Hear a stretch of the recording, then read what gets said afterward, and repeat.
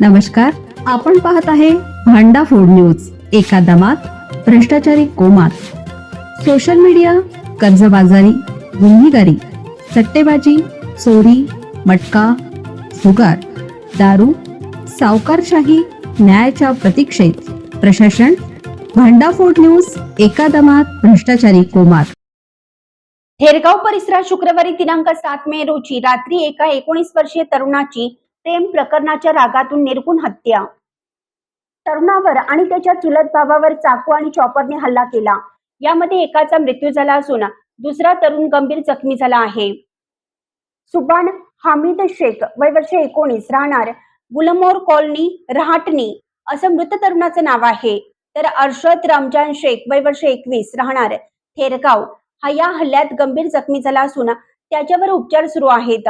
या प्रकरणी मृत सुबानचे वडील हमीद नझीर शेख यांनी शुक्रवारी दिनांक 8 मे रोजी काळेवाडी पोलीस ठाण्यात फिर्याद दिली आहे.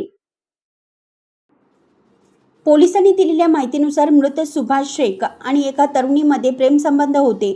मात्र या संबंधाला त्या तरुणीच्या आईचा विरोध होता. तरुणीच्या आईचा मित्र असलेला आरोपी विशाल सूर्यवंशी यांनी सुभाषला या प्रेमसंबंधातून बाजूला होण्यास सांगितले होते. याच कारणावरून त्यांच्यात वाद सुरू होता.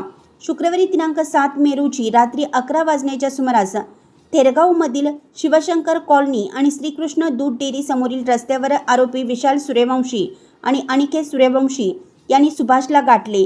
त्यांच्यात पुन्हा वाद झाला आणि त्याचे रूपांतर हाणामारीत झालं. रागाच्या भरात आरोपींनी जवळ असलेला चाकू आणि चॉपरने सुभाषच्या हातावर, पोटावर आणि मानेवर सपासप वार केले. सुभाषला वाचवण्यासाठी आलेल्या अर्शदवरही आरोपींनी हल्ला करून त्याला गंभीर जखमी केलं. घटनेची माहिती मिळताच काळेवाडी पोलिसांनी घटनास्थळी धाव घेतली.